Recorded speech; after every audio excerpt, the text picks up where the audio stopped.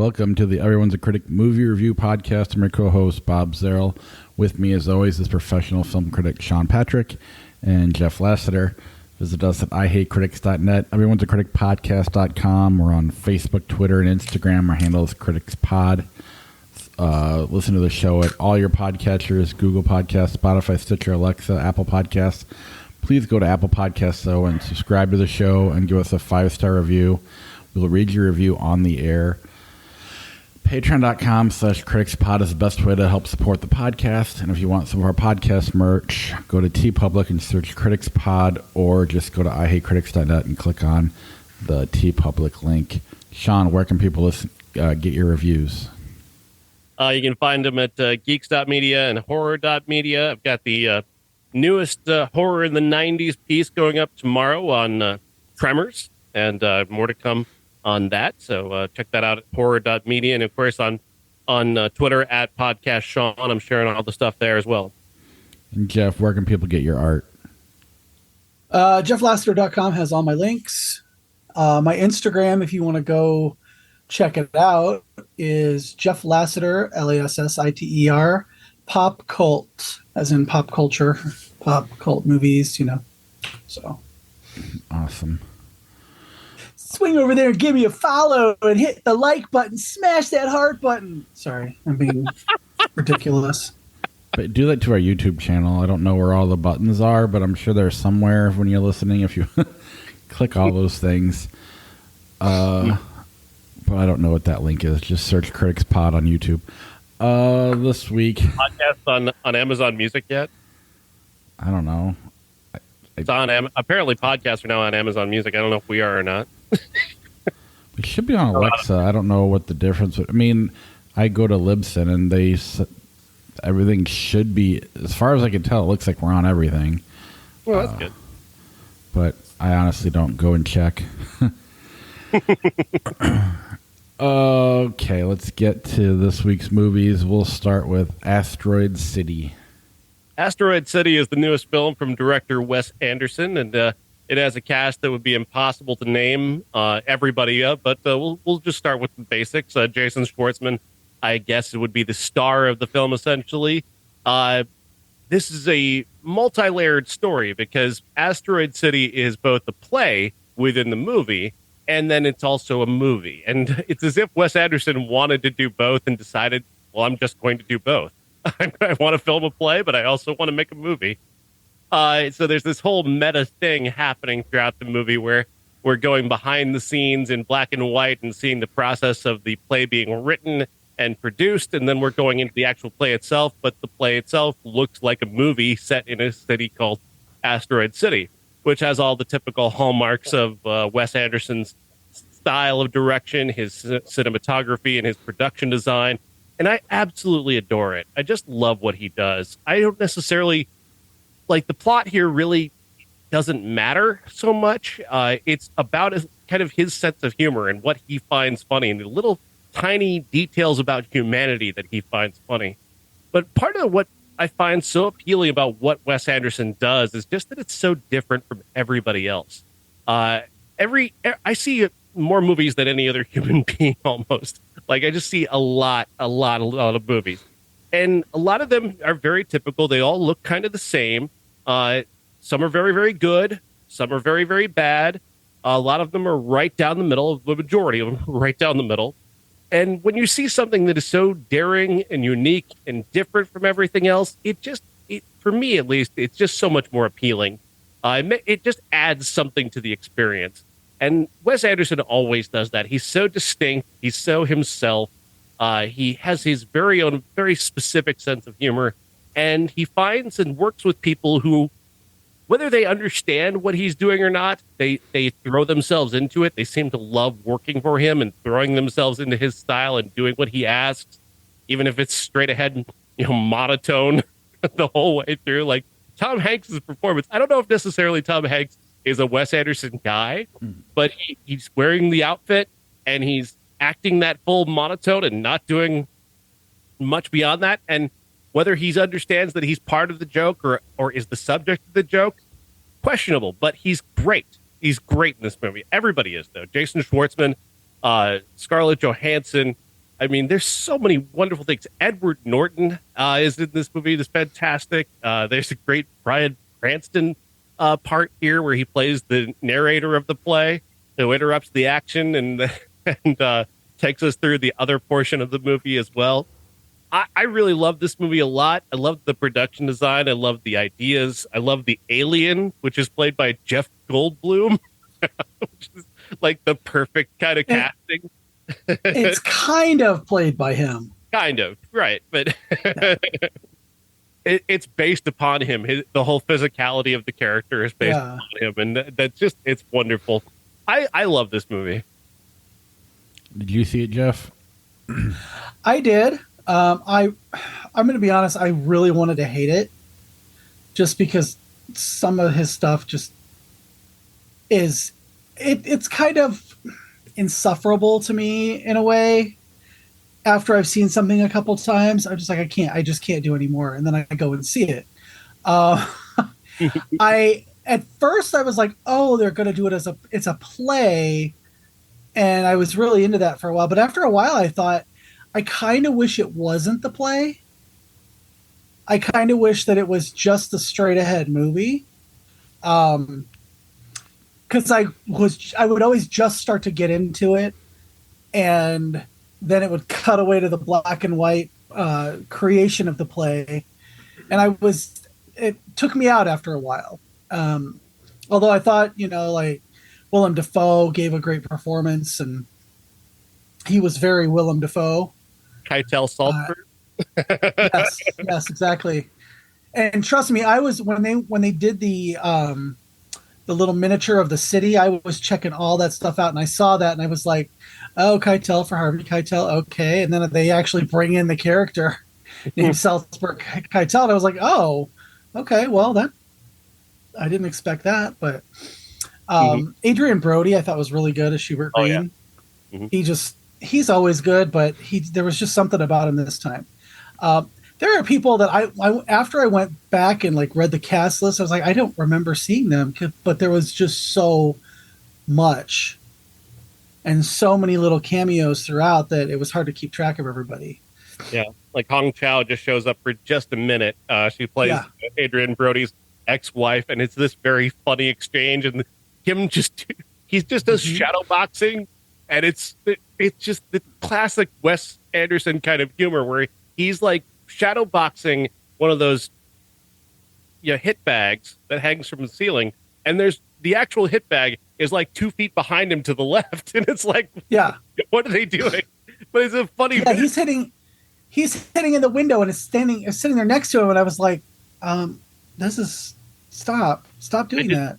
I just look at that, and it's like one of those delayed reaction laughs where you're like, once you notice what you notice, you just start laughing. And that happens throughout this movie multiple times. I did not recognize Sophia Lillis. I did not recognize a few people that I was just like, wait a minute, that was Sophia Lillis? What's going on?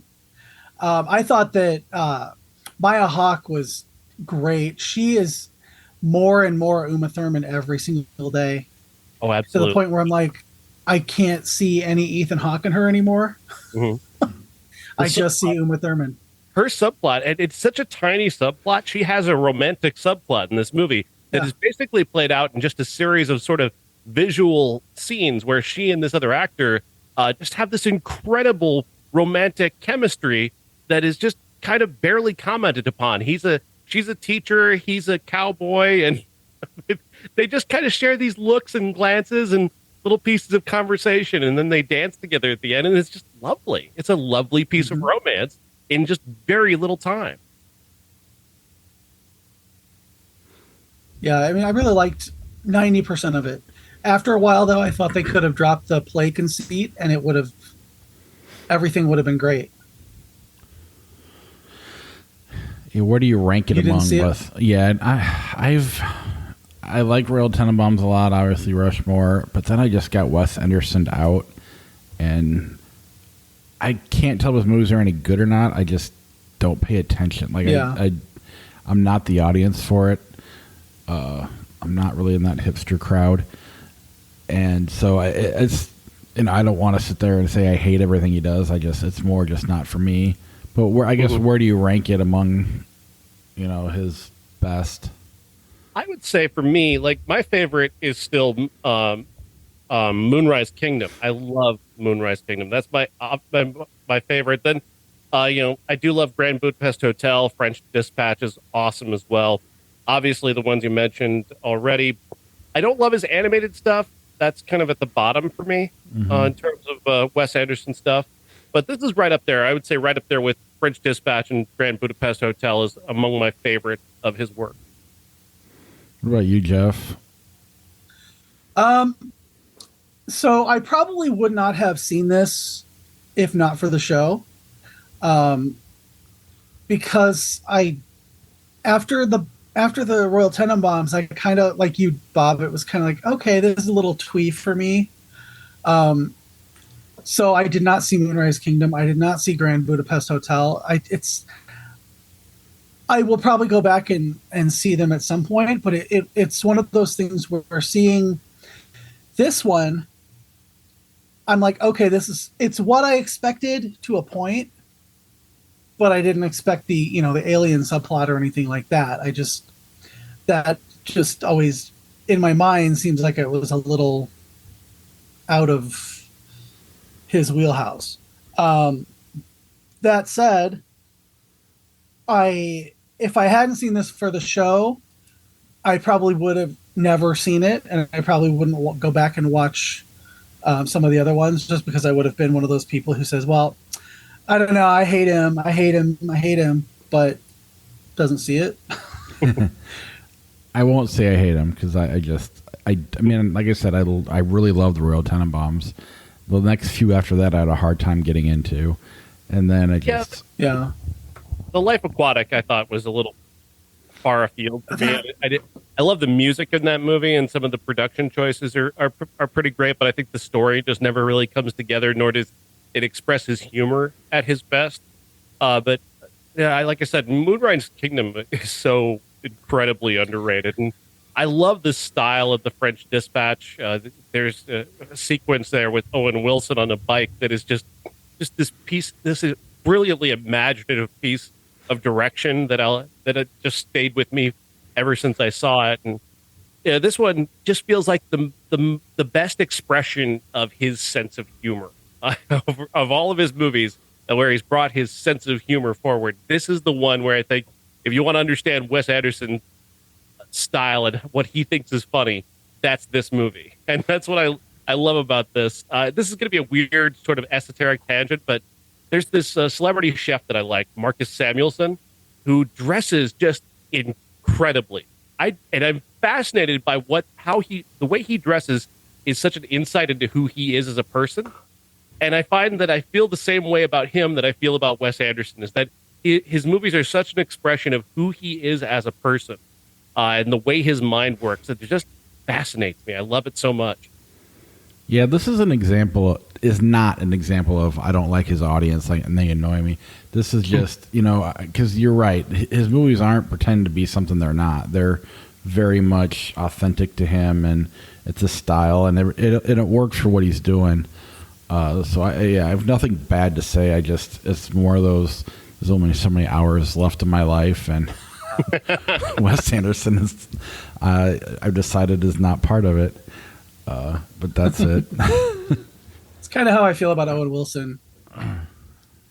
Fair. And actually, thank you for bringing up Life Aquatic, because that's the movie I tried to watch and I could not finish it, and I think that's what kind of put me off him. Honestly, I might be the same, because I've never seen Moonrise Kingdom or The French Dispatch.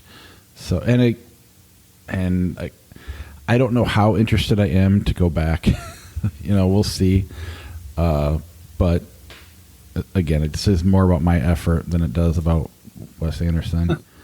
I would like to do Bottle Rocket as a classic one time, sometime in the future. If we made it any of them a classic, I would do it.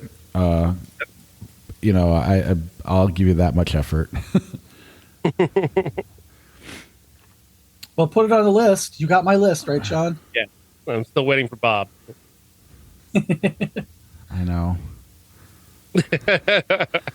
I'll end up putting movies we've already done, and you'll be like, we did that already. Okay. There's a few movies we did already on his, so clearly he didn't listen to the show. Or he wanted to talk about from his perspective, which instead of what we hit. I don't know. I'll work on it someday. I'm a joke, Bob. I know. I'm tired. All right. Did you guys see Elemental? No, I didn't. Oh God, why would I? I'm not getting commissions on kids movies anymore. Not regularly anyway. So Works for me. Then is there anything besides No Hard Feelings that we need to talk about? I did see God is a Bullet, and I shared with you guys what my opening line of my review was, which is this movie is a flaming turd of a film. It's a movie that is just it's very grim to the point of being just unbearable. It's a movie that thinks that being grim and showing all of the worst things that humans can do to other humans is a great way to demonstrate how bad something is, as if we don't already know that human trafficking is bad, and that harming women, harming minorities, harming people in general is bad. But I'll just give you one thing to illustrate how stupid this movie is. There's a really terrible scene where this guy, the main bad guy, pulls out a gun and shoots one of his associates in the head.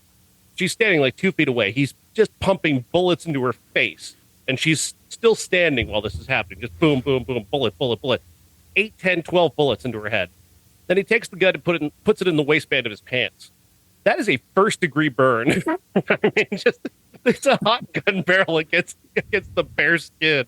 I mean, that's just the stupid tough guy posturing that this movie does, and it does that all the way through. Is that stupid tough guy posturing, and I really hate it.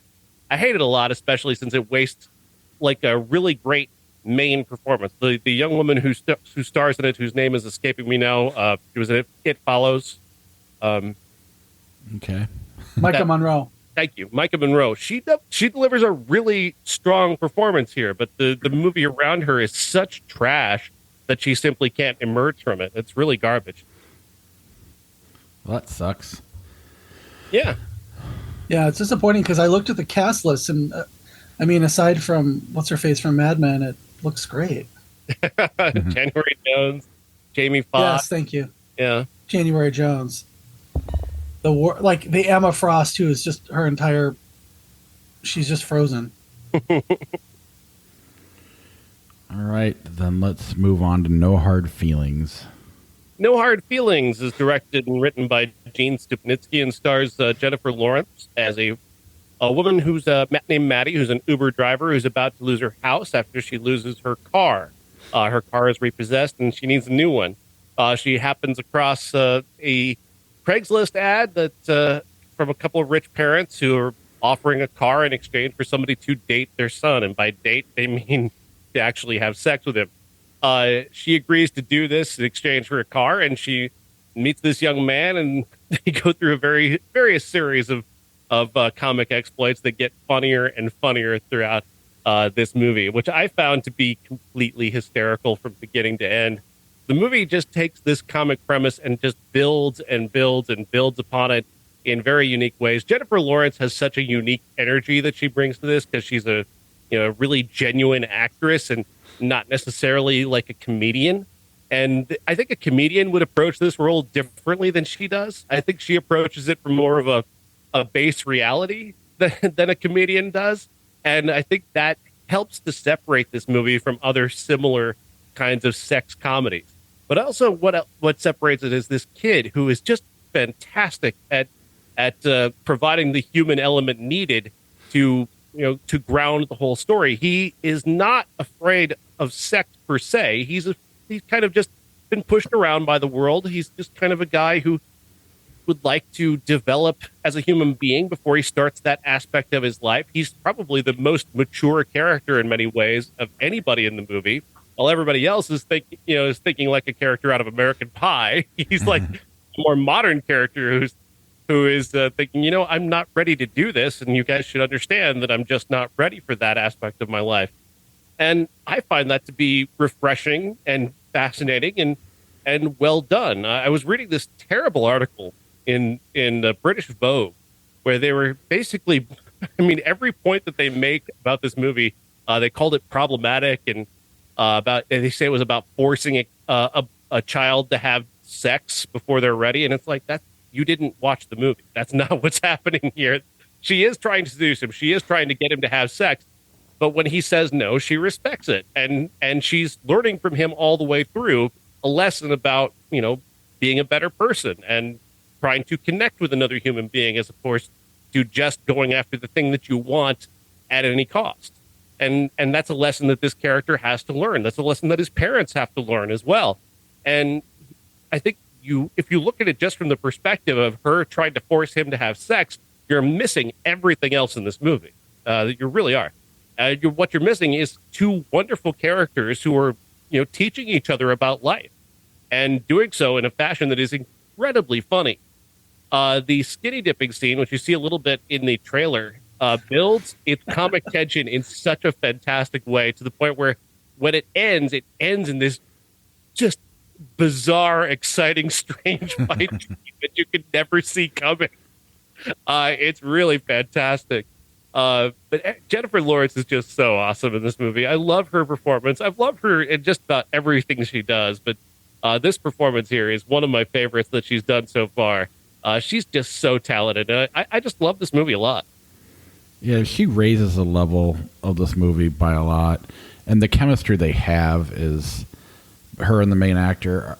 It's really what kind of puts the step above of your average, comedy or dirty comedy or whatever. Like this in The Machine is, the quality of acting.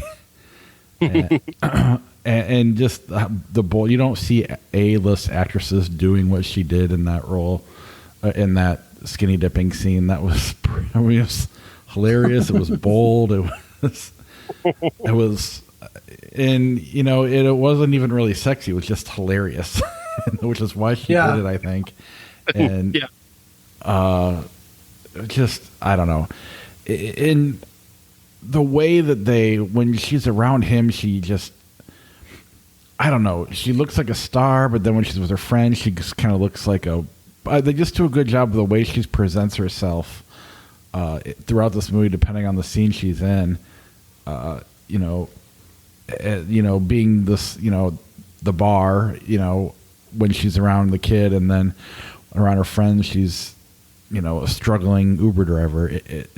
I just think it was well directed. It was well written. I think they started writing it like 4 years ago, and maybe she's aged out of the role a little bit. So then they rewrote it a little bit to make it work for her being 32 years old. Mm-hmm. Matthew Broderick and Laura Benanti were great as the parents. I mean, everything about it, I just, the friends were hilarious. The whole thing was just, it was a ton of fun. You could tell they had fun making it. All of that was captured. But it really came down to the performances, really kind of raised us to be, I mean, it's your standard story of, somebody paid somebody to do something and then they find out. And it still kind of stands alone amongst all those other stories that are very similar. Jeff, did you see it? I did. I saw all of it. I didn't really expect to go into the weekend seeing two of the biggest stars in the world doing full frontal nude scenes, but here we are. I thought it was very charming. The entire movie was, it had a lot of heart in it, and I think that's because of Jennifer Lawrence and Andrew Barth Feldman.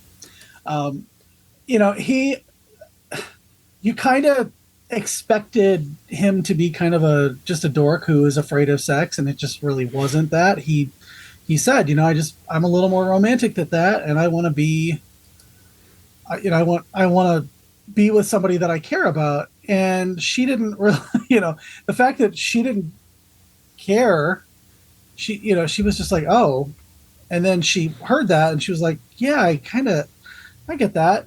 And when he says to her, like, okay, you know what? I don't want to jump into bed, but let's go on a date. Mm-hmm. And I was like, you really, I saw it in him and I was like, oh, he really is a sweet kid. And his parents are just so out of touch. Like most parents that are at that level, with a kid who they're so rich and they don't, their lives just revolve around getting him into Princeton and getting him, to the upper echelons and stuff that they don't actually see the kid. Mhm. And she's the only one who sees the kid, and that's why it hurts him so much when he finds out what's really going on. Um, I just some of the standouts, besides them, Matthew Broderick was funny. He just he's so clueless and didn't get anything. Um, there were so many things in the trailer happened in the very first 15 minutes of the movie that I honestly didn't have much of an idea where it was going to go. I mean, it Right. was, it's a romantic comedy, but it's also about building a friendship, and you don't really get that from the trailer. You get the, oh my God, are they going to have sex the whole Right. time from the trailer? I think this movie has my biggest laugh of the year, and it's one of those things where it's typical comedy stuff where they set something up and it's going to pay off. The finger trap. I knew the finger trap was Yeah. going to pay off. I did not know how it was going to pay off, and how it paid off is the biggest laugh I've had all year. Yeah, that was pretty funny. Even though they did it in that Eric Andre movie a year ago. But no, that was Do you want very good. that guy that she went home with who put the finger trap on? I legitimately thought that was going to turn out to be her brother from the absentee dad. That's where I thought that scene was going, because it would have just been the ultimate, fuck you to this character who has spent the whole time hating on rich people because of this one guy. Well, there were several times, because I think Jeff brought up a good point. The marketing campaign really happens right out of the gate, the first 15, 20 minutes. Everything else you don't really see. So there was several times where I wrote the movie in my head to go different ways a couple different times. And but it never pulled me out of it or disappointed me that it didn't go where I wanted it to go. It could have really gone any direction. I think it would have worked. I'm glad it went the direction it did. But yeah, it's so good. I think they should have called the movie Man-Eater, personally. Yeah. Been a much better title. Yeah. The use of that song was fantastic. The kid's performance of that song was That was Yeah. a great Wow. scene. what a brilliant Hey. reimagining. And I couldn't tell if she was touched or she was pissed Yeah. that that's the song that he was singing. The look Right. on her face was like, I just did not get it. Like, was she pissed that she thought he was calling her a man-eater? And, I think she thought maybe he figured it out, Mm-hmm. and that's why he was doing it. But then towards the end of it, when, he got really into it and everybody was really into it, I think she kind of made that turn. Yeah, kind of understood that he meant this as a sort of sweet callback and not an insult. But it plays it plays as both kind of brilliantly, and it kind of makes it even deeper. Well, and then what happens after another- that scene, too, I think her performance really does elevate that scene. It's great. Go ahead, Jeff. My favorite joke in the movie is when they go to meet Jody, and Jody is a guy, and she's when he says, look, we both want the same thing for him. Oh, you want to fuck him too? Or no? Or she goes, yeah, I know you want to fuck him.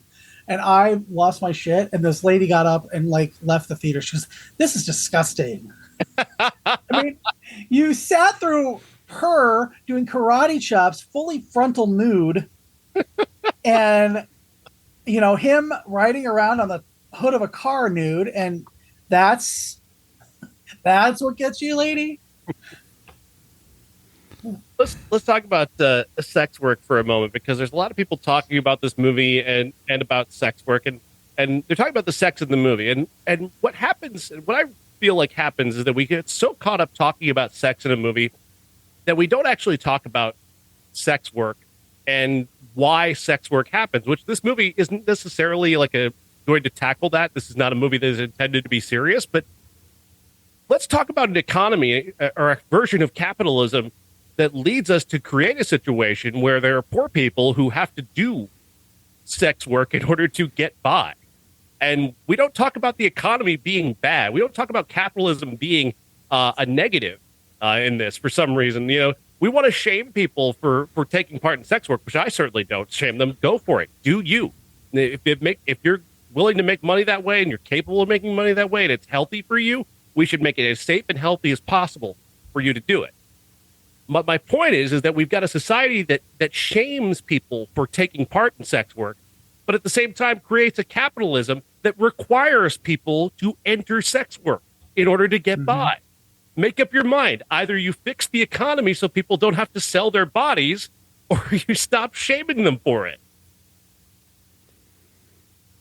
Yeah. Yeah, and when they kind of call that out at the beginning of the movie, where she's explaining to her friends that, well, I got to save the house, and it doesn't even seem like, I mean, from my perspective, I would have sold the house, but I get why, she explained it later why she didn't want to sell the house, and I like though that she's not caught up in the sex thing. Like, whatever, it's for her. She is not a sexually repressed person. She's very sex positive, sex forward. She'll have sex to try and save her house. Like, that's not even a thought for her. And I appreciate that. That's a more modern approach to sexuality, because it's really society that puts the idea that sex is so sacred, on everybody's head, and tries to make it, this thing that is almost impossible to understand and attain, when realistically, anybody can have sex with anybody at any point, and it's not going to harm anyone. You know what I mean? Yeah. Like, well, go ahead, Bob. Well, they do address, she does not want to have a sugar daddy. They actually go out of that part of the movie where, and they kind of touch on the economy, how all the rich people have moved in and made this a tourist town, and now she can't afford her house. They don't go too much further than that. But, so there are standards into what she's willing to do and what she's not willing to do, which kind of help explain why she wants to keep the house, why she's okay doing what she's doing. But, yeah, I thought they handled it fairly well. They could have made it more about the economy, I guess. But yeah. I think I'm talking more about the discourse around it. No, I get getting caught up in the idea of her having sex with him as a 19-year-old. People want to talk about that and be distracted by that, and not talk about the fact that capitalism is what causes sex work. There's a direct correlation between our version of capitalism and the necessity of sex work that nobody wants to talk about. One of my friends who is a sex worker, when somebody in our friend group in New York, said, "Oh my God, I can't believe that you do that. You people pay for sex." And he turns around and goes, "Everybody pays for sex some way or another." And I was like, "Uh-huh. Okay." That's definitely true. I mean, look at Bob. He's got kids out of it. He pays every day. Painful. It's costing us the podcast. It's all. I'm really starting to doubt your commitment to Sparkle Motion. I just came up with a new sticker idea. How did you know the subtitle of this show? We never said that. What else on No Hard Feelings? It's the best comedy of the year. Yeah, it's really funny. It's the favorite movie of the weekend. I mean, I only saw two, but if I had to watch one of the other ones again, watch that or Asteroid City again, I'd watch this one again. This definitely has the First. rewatchability. Yeah. And you just, you don't get a lot of comedies that come to the theater anymore like this. So that's very cool. Yeah. They didn't release this to streaming. And I don't know if it takes A-list actors to make these movies or not, but yeah, did pretty well. This is one I want to show my nieces to embarrass them. It did pretty well. It did about 15 million, which is pretty good for a movie like this. Yeah, I did. Our whole family went. I have 11-year-old. I didn't want to bring them. I knew the graphic nudity, so I assumed there was full frontal of one of the two, if not both. And I was surprised he didn't after she did it. right, honestly. But my wife was like, "Well, they're going to want to go to dinner afterwards, and we can't just leave them home alone." I'm like, "Okay." So I got them 3 seats far away from us, and I just prayed they didn't get in a fight. But it was, I don't know. I really did enjoy it, and I definitely will be seeing it again, and I couldn't recommend it more. Hopefully this leads to more comedies, but who knows? All right. Anything else on no hard feelings before we move on to our classic topic? No, I'm all good. All right, so we decided we were just going to talk about our favorite Jennifer Lawrence movies as the classic. Do you kind of have an idea of how you want to do this, Sean, or just each of us throw out a movie? I'll just kind of throw out a couple things that for me, stand out. Obviously, I think The Hunger Games is a standout performance. I think all those movies are made better by her. I think having her in the lead as Katniss takes that from being just a YA novel adaptation and into being more of a genuine film franchise. I think she just elevates every aspect of that with her presence, with her physicality, with her gravitas, if you will. She's just incredibly good. And taking, the fact that this could have been just a throwaway franchise that just, just was there to make money like the Twilight movies. Divergent. This is not like The Hunger Games is not just another YA series. It is a full-on film franchise, a genuine blockbuster franchise, because she is just that good in that role. She really gets to the heart of the political aspects of that movie. She lives into those incredibly well, and the movies prove to be unafraid of going to those political ideas, which I really appreciate, even as they are still focused on making action adventure movies.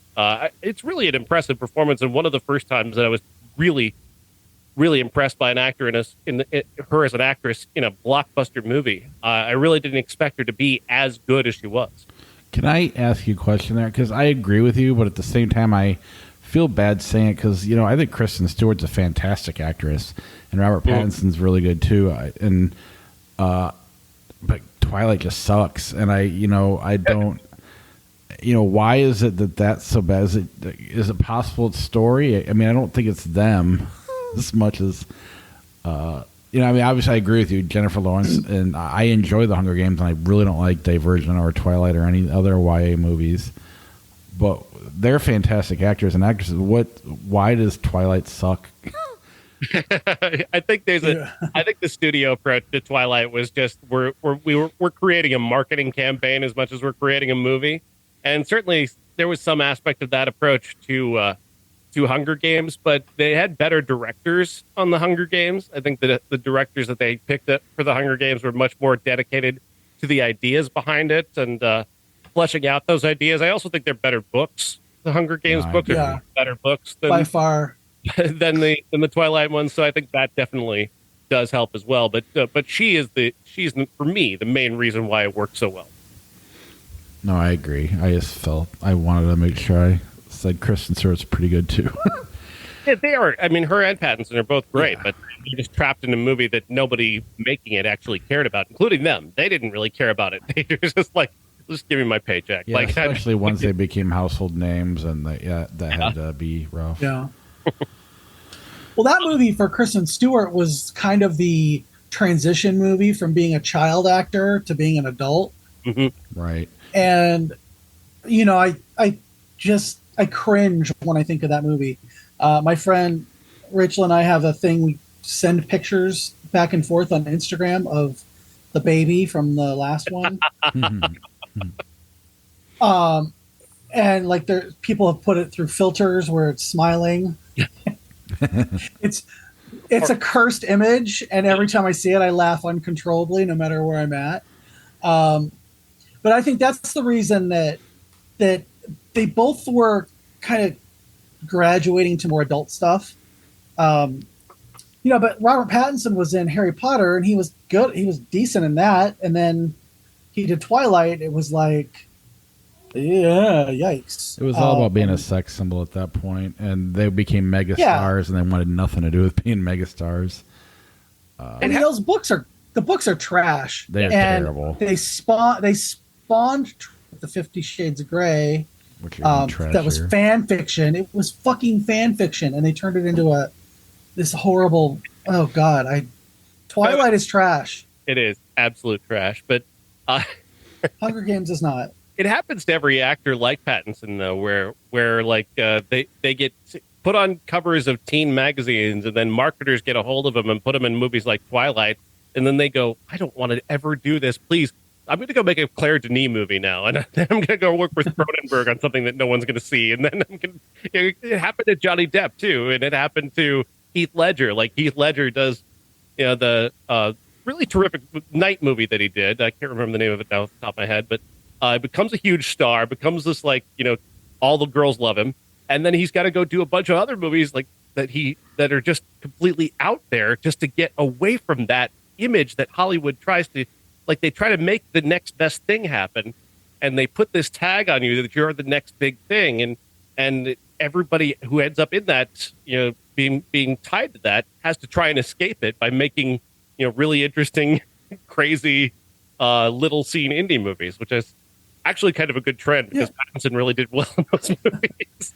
Well, and some of the actors but to get back to the Hunger Games, even though a lot of these actors who they really do want to act, and then they get put in that kind of stuff, and they have to, they have to really like stretch, and it seems like a stretch, even though it's not. Like all the people that were in Hunger Games, with the exception of Liam Hemsworth, went on to do really interesting things. Jennifer Lawrence, obviously, she's an Oscar winner. She's done a lot of really good various movies. Sean Hutcherson, is that his name? Sean Hutcherson. Who played PETA? Yeah. Josh Hutcherson. See, I was within the realm of the podcast.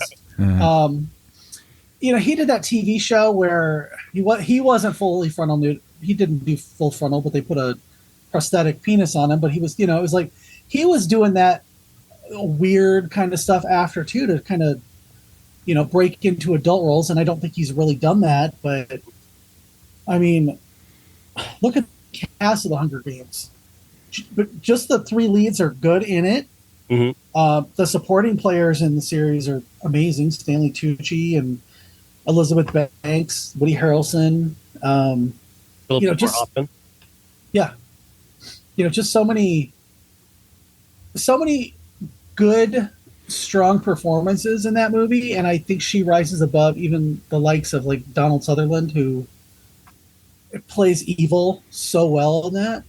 Yeah. What a great counterpoint performances, those two. Yeah. And her whole fuck you attitude throughout once she sees what's going on in the games, and she knows that, it's really, you're not going to win. Everybody is set up to lose.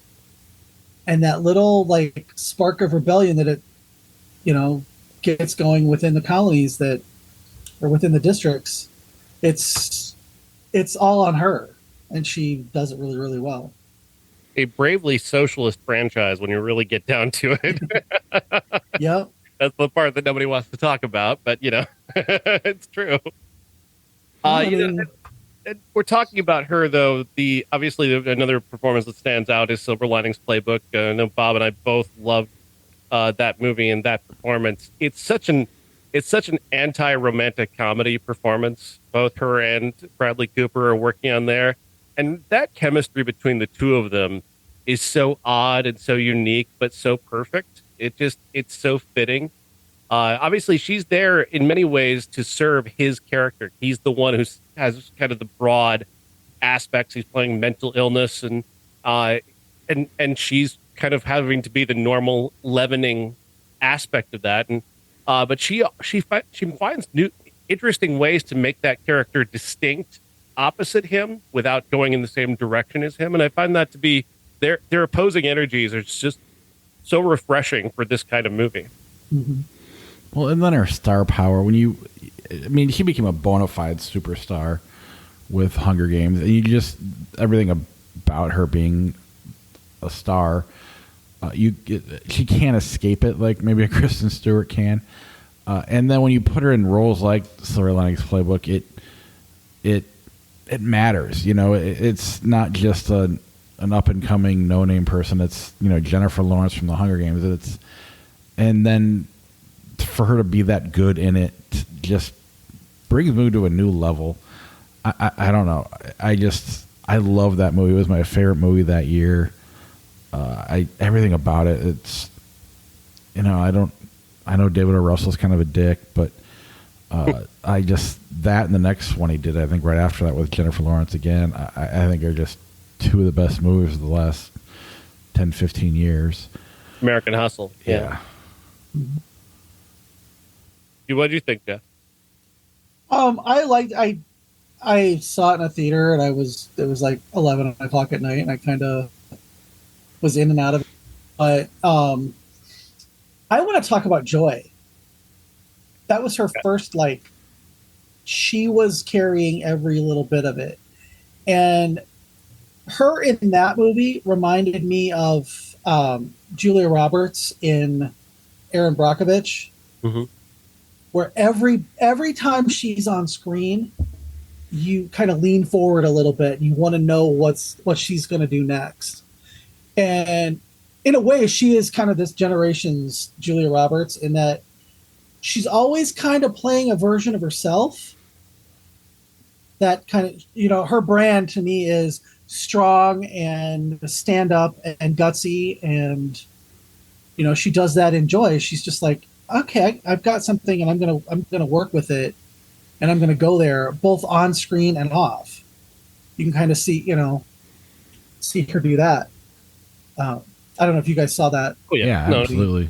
Okay. It is a towering performance. It is so straightforward and so in your face in that way, and it's such a unique story too. Like it's unfairly maligned. Honestly, that movie didn't get the kind of attention it deserved. I know she did get awards consideration for that, but truly, that movie didn't do well at the box office, but it should have. It should have done well. It should have done well. It should have been a movie that everybody saw. It had a fantastic story, this amazing character that she brings to life brilliantly, and it's really just deeply, deeply underrated. Yeah, I love that movie. She also in the in X-Men First Class was my favorite part of that movie. Same, her playing Mystique as that, she's afraid, and then suddenly she's like, why am I afraid? I think she does that really, really well. She did it in the Hunger Games. She did it in the X-Men. Once you get towards, Apocalypse and that whole series kind of loses steam. But her performance in that first one is just, she's so composed and sure of herself, and you see the reason, like her and Magneto, you see that reason why they're right and why they shouldn't have to hide. And it's that's one of that, she's the high point of that of this prequel series, if you will. I completely agree that she is the best she's the best part of it, but she also stands a part of it. It feels like to me when she did that, it was kind of a step back for her, because she's like a movie star. She is going into that movie as the biggest star, as the essentially, aside from the X-Men themselves, she is the draw of it. And it almost felt like she overwhelmed the rest of the cast because they don't come up to her level in terms of star power. Nobody else rises to that level. As much as McAvoy and Fassbender are great actors, I wouldn't call either of them movie stars per se. Whereas she is both an actor and a movie star. And I felt like the whole time the balance of the entire X-Men universe was off because, first of all, she's better than everybody else and more magnetic than everybody else. But then in the rest of the movies, she absolutely does not want to be there, and they're basically dragging her to the set every day. Well, you guys would know the timeline better than me. But was she filming X-Men before Hunger Games came out? I knew it was done. It was May, but had she become a star by the time she was cast as Mystique? You know, Not when she was cast. yeah, not when she was cast. I mean, she'd done Winter's Bone by that point, and right. The Hunger Games came out immediately after First Class, and then Silver Linings Playbook, and then more Hunger Games, then American Hustle. Then it was the next X-Men, and that's when she really didn't want to be there anymore. Oh, so she became a star after already being connected. Gotcha. I mean, Yeah, she'd been cast. I'm trying to remember when if was she nominated for Winter's Bone? Wasn't she? I thought Yeah. so. Yeah, it was Winter. I thought. Yeah, I think. And So they knew she was a good actress, and that. I think she kind of really just elevated that while everybody else was kind of just playing the old trilogy, so to speak. Well, I mean, and you mentioned Julia Roberts. I mean, I'd also throw like Scarlett Johansson in there, maybe even Sandra Bullock. With, I think she's made better choices than like Sandra Bullock and Julia Roberts. But on the talk show scene and the marketing she's always fun to watch. Even that terrible Chris Pratt movie, the media for that was great. Their chemistry on talk shows was amazing. Movie, not so much, but they had none in the movie, but but she does such a good job of, like her personality. I just watched Hot Ones this week with her on it, and she's always like, just makes you want to watch when tune into Jimmy Fallon or Jimmy Kimmel or wherever she's on that night. I think that adds to her roles too, and I don't know. It just matters when she gets cast in something like a Mother or like you said, Silver Linings Playbook, or even American Hustle, where it's a pretty small role, but because it's her, it matters. Yeah, and that's such an exceptionally well directed movie that her star power, she's matched by everybody in the movie, by Christian Bale and Jeremy Renner and Bradley Cooper and Amy Adams. Like that's all a match for each other. Like you can play a supporting role in that movie because you're not blowing everybody else out of the movie with your star power. And again, it's so exceptionally directed. As much as there is the David O. Russell problem, he is an amazing director, and that is an amazingly directed film. I want to call attention to Causeway. I'm probably like one of the few people who actually saw Causeway, which is unfortunate. Causeway is one of the best performances of her career. She plays an Army veteran coming home. She has some PTSD issues. She's very inside herself. It's not the typically sort of brave performance that Jennifer Lawrence gives in a movie. She's very damaged and hurt, and she develops this friendship with Brian Tyree Henry that is just lovely, where it's not about sex or about them being a couple. It's about them developing a friendship and an understanding together, but there could be a potential romantic chemistry somewhere in there that's really fascinating and really well explored. It's such a lovely, delicate performance, just the kind that we don't see often enough. And it's really just these two actors just sharing time together and getting to know each other. And again, like I said, it's just the kind of story we don't tell very often. It's a brilliant movie, and it's on Apple. And of course, Apple does the worst job ever of marketing their movies. Mm-hmm. It's like they don't want to tell anybody that they release movies. Like you have to have the app if you want to know if we made a movie or not. It's such a weird way to approach making movies. But it really sucked for Causeway, because that movie really deserved a lot more attention than it got. It's such an amazing performance. What else do you guys want to talk about, Jennifer Lawrence wise? Not Mother. I don't want to. Same. Well, I mean, even that though, I think it's so effective. Yeah, that's why. It's she's amazing. I was just doing a callback to the to our fight SmackDown. Yeah. Incidentally, she did do X-Men First Class first, and then the Hunger Games came out. So she was a name, but not a no name, and it was just a couple months apart. So, How about Don't Look Up? Hmm. Absolutely. I I love that movie. I just thought, it was like because it encapsulated so much of what happens nowadays with politics and whatever, and how you can objectively know something is happening and half the world is going to say no it's not. And the looks on her face when she has empirical evidence that this is happening, and it's like talking to some of my family at Christmas. It's like, no, there's literally this comet and we're all gonna die. And no, that's fake news. That's fake. And the way her chemistry with Leonardo DiCaprio, who I don't care all that much about him, but their chemistry in that movie was off the charts. Oh yeah. It was I went to see that in the theater, even though I knew it was coming to Netflix. I was like, no, I want to support that because I really like her, and was not disappointed. She was just so good in it. Absolutely hysterical. I mean, her reactions, especially on the newscast opposite like Kate Blanchett and Tyler Perry. Oh God, that was some good shit. That was so good. But God, Kate then Blanchett in that movie.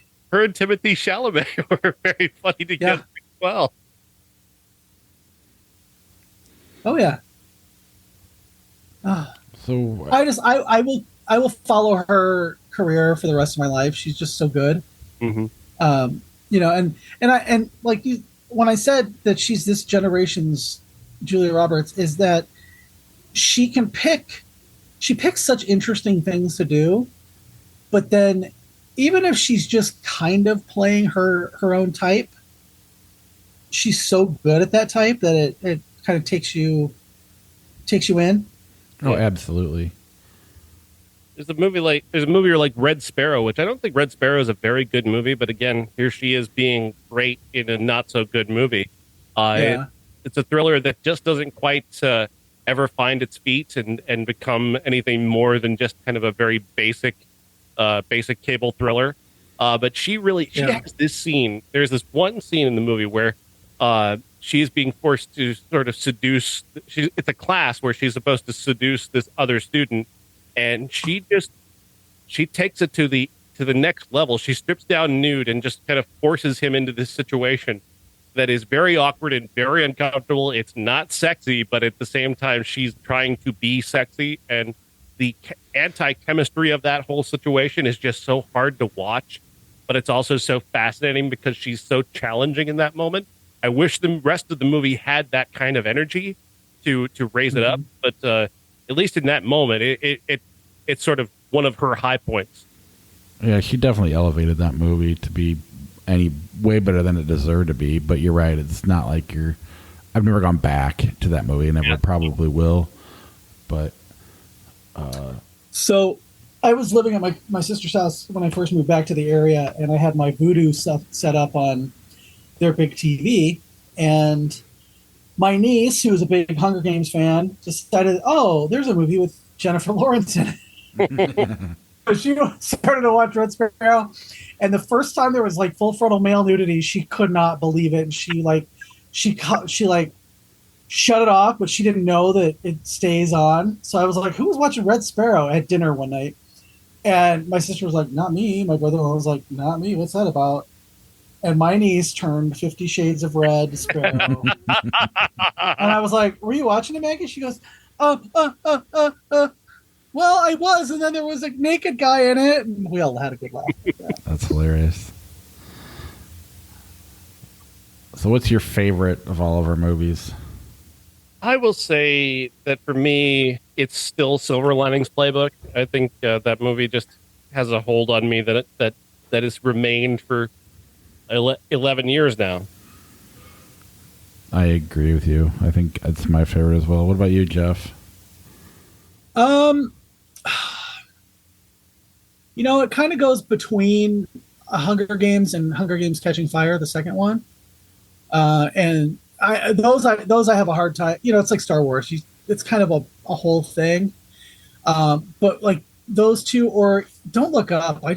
Every time I see a little bit of that movie, I just really love watching her in it. I couldn't agree more. All right. In 1993, we had Sleepless in Seattle. I think Dennis the Menace. The Tina Turner movie. I think there's something else that came out as well. What are you doing for the 93 podcast, Sean?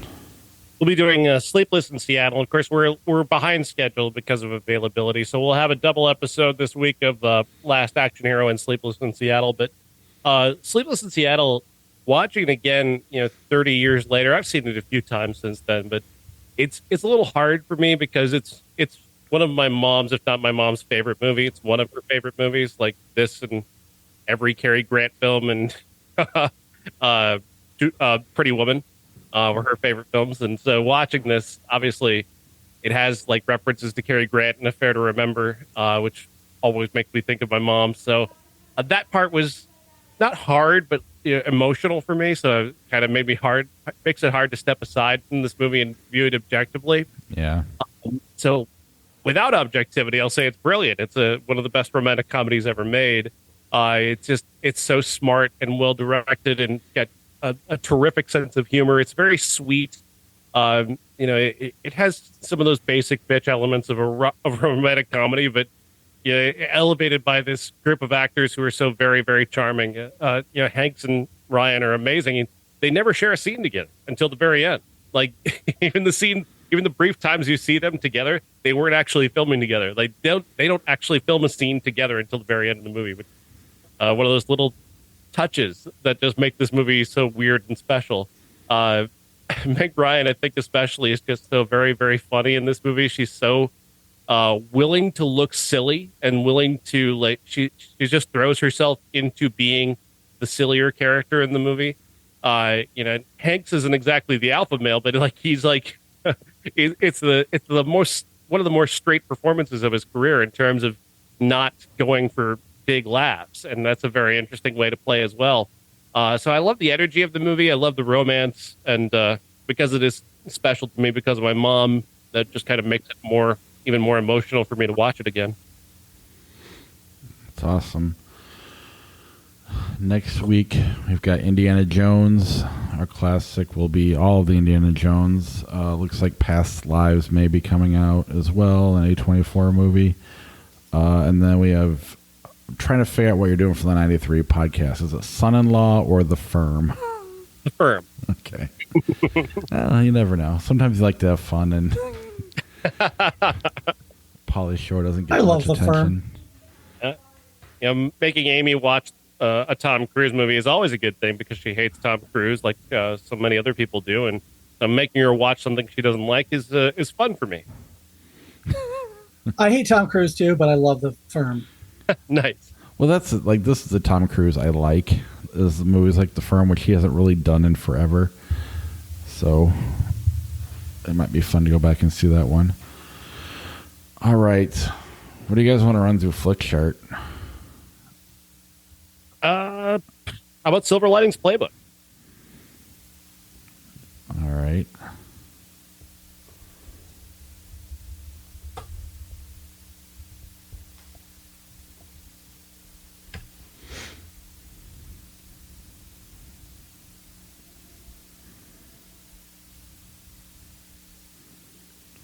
What the hell?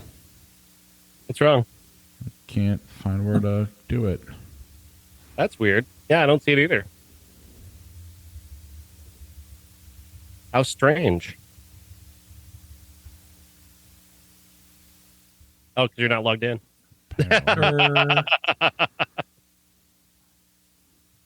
Re-rank this movie. Silver Linings Playbook or The Rainmaker? Silver Linings Playbook. Yeah. Yeah, I agree. Silver Linings Playbook or The Boston Strangler? Silver Linings Playbook. Yep. SLP or American Beauty? Silver Linings Playbook. Okay. Yeah. Blazing Saddles or Silver Linings Playbook? That's tough. That one's a tough one. Blazing Saddles. Yeah, I guess Blazing Saddles. Yeah, I'd probably watch that one first. I'll go honestly. Silver Linings Playbook. Misery, Silver Linings Playbook. Silver Linings Playbook. Misery. I'll go Silver Linings Playbook. Dial M for Murder or Silver Linings Playbook. Silver Linings Playbook.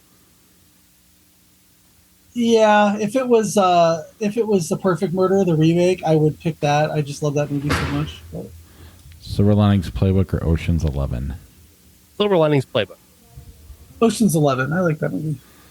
I do, and I'd probably watch it first, but I really like Silver Linings Playbook a lot. Harry Potter and the Goblet of Fire or Silver Linings Playbook. Silver Linings Playbook. Harry Potter. I'll go Silver Linings Playbook. Lethal Weapon or Silver Linings Playbook. Silver Linings Playbook. Silver Linings Playbook. I'll go Lethal Weapon on that. Silver Linings Playbook, Harry Potter and the Prisoner of Azkaban. Silver Linings Playbook. Weird. Harry Potter, that's one of my favorite of that movie This is series. odd that it would come up here this much. A lot of them, though. I'll go Silver Linings Playbook. Insomnia, Silver Linings Playbook. Silver Linings Playbook. Insomnia. I'll go Silver Linings Playbook. We moved up to That's good. 176.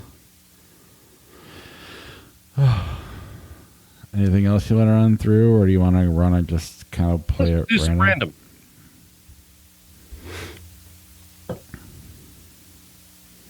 Manchester by the Sea, End of Watch. Manchester End by of Watch. I'll go Manchester by the Sea. About Casey Affleck. Tenacious D and the Pick of Destiny, Slither. Tenacious D. Slither. I'm a big Tenacious D fan. Olympus Has Fallen, Hellraiser. Ugh, Hellraiser. gross. Hellraiser. That's fine. Yeah. Aaron Brockovich, Roxanne. Aaron He's Brock. listening. Aaron Brockovich by far. Yeah. That's a background movie for me. That's one of those ones I can fall asleep to any night of the week. Backdraft, Grizzly Man. Grizzly Man. Grizzly Man. Yep. Eight-Legged Freaks, Escape from the Planet of the Apes. Escape from the Planet of the Apes. Yep.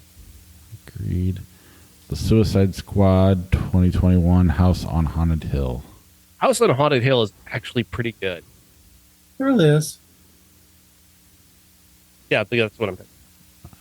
Sure. I'll go there too. I didn't really like the 2021 Suicide Squad. Wrong Turn, Deadpool. Deadpool. Yeah, Deadpool. Agreed. Blues Brothers 2000, Star Trek 2009. Star Trek. Yeah. Yeah. Time Bandits, Mr. Deeds. Time Bandits. Bob, let's pick Mr. D just to fuck with Sean. I will. No, it's Time Bandits. Kick Ass 28 Days Later. Kick-Ass. 28 Days Later. God, that's hard. It is. That's what she said. It wasn't an easy choice. I answered pretty quick, though. I'm going to go 28 Days Later, but it's really, really close. Black Snake Moan, Planet of the Apes, 1968. Planet of the Apes. Yeah, Planet of the Apes. Agreed. Facing Your Danger. Never heard of it. What about Bicycle Thieves? I've never heard It's of one of the either. greatest movies ever made. Oh, okay. All right, it's up against Hot Shots. What do you like better? I'll vote for it. You guys can vote for Hot Shots. Well, we haven't seen it, so I'll let you vote alone. Unless Yeah. I don't want to vote against it just because Sure. I like Hot Shots. Raiders of the Lost Ark, Grown Ups. Raiders of the Lost Ark. Raiders of the Lost Ark. Role Models, Are We There Yet? Role models. Role models by a far, far lot. Wetlands, Sleepless in Seattle. I've not seen Wetlands. Man, this is listening to us, though. Jesus. Yep. A Perfect World, Sleepless in Seattle. Sleepless in Seattle. Yeah. I agree. Jaws 2, Dr. Seuss, How the Grinch Stole Christmas, 2000. Jaws 2. Jaws 2. Just had its anniversary. Midnight in Paris, Silver Linings Playbook. That is tough. That is tough for me. Because I love Midnight in Paris a lot. That movie's fantastic. I'll go Silver Linings Playbook. So we'll, Even though it has Owen Wilson in it, I'm going to go Midnight in Paris. I'm going to go with Silver Linings Playbook. The Hobbit, The Desolation of Smog, or Manchester by the Sea. Manchester by the Sea. The Hobbit. Like I said, fuck Casey Affleck. I'm going with Manchester by the Sea. Barton Fink, Mumford. That's tough for me too. Mumford is a deeply underrated movie. That movie's fantastic. Yeah. I'm gonna go Barton Fink. Yeah, Barton Fink. John Turturro at like peak hotness. That's not why I picked it, but just. Mr. Smith Goes to Washington, 1939, The Great Escape. Mr. Smith Goes to Washington. Great Escape. I'm gonna go So dumb and fun. I'm going to go with Mr. Smith Goes to Washington. In Good Company, Saw 4.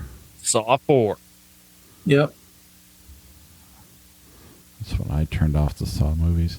Suicide Squad 2016, Spotlight. Spotlight. Yeah. Diary of a Mad Black Woman, Fireproof. Diary of a Mad Black Woman. You sure? Fireproof. I hate Tyler Perry so much. But it's Fireproof. Fireproof. I don't care. Fucking garbage. I've never seen it, but I will pick that over anything Tyler Perry touches. I really feel like if you see it, you'll change Diary your of a Mad mind. Black Woman. There are two movies going on there that he slapped together with like masking tape. Like it's just bizarre. Like there's this serious movie happening about this woman who's being abused by her husband, and then in comes this guy in a dress with a fucking chainsaw to cut up the fucking furniture. Like it's so fucking weird that I kind of admire it. Well, in Fireproof. You know, that's Oh, go ahead.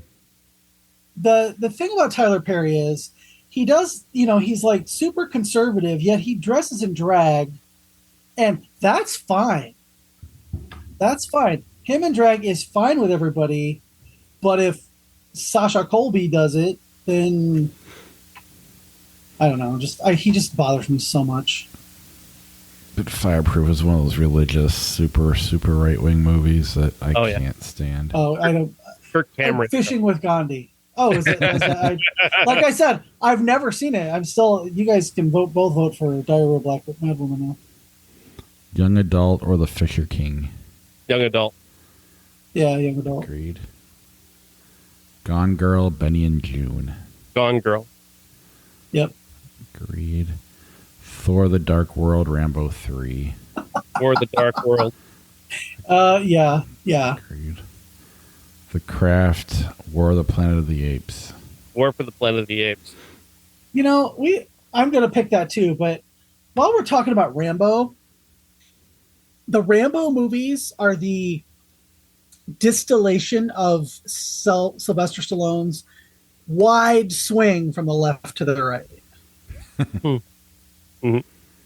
He goes from like, Vietnam veteran who's, got PTSD and all that. And, there's not enough stuff out there for us. And by the third one, he's just mowing down commies and with muscles like, it's just so Reagan-ish. The ultimate mission creep. It begins like with the mission. Oh, yeah. Showing the desperate times of veterans to the point that push them to a point where they become incredibly violent and desperate versus just I'm the symbol of Reagan's America. Like, so Exactly. the same Reagan's America that is doing horrific damage to the very veterans he claims to be representing. Thank you. Thank you for distilling my point down to that. It's still like 1 and 2. But yes, I agree. All right, do we want to wrap it up on that? Yes, let's wrap it up on that. All right. Because I don't want to vote on the next one. All right. See you guys next week. Thanks. See ya. See you later, Dr. Jones.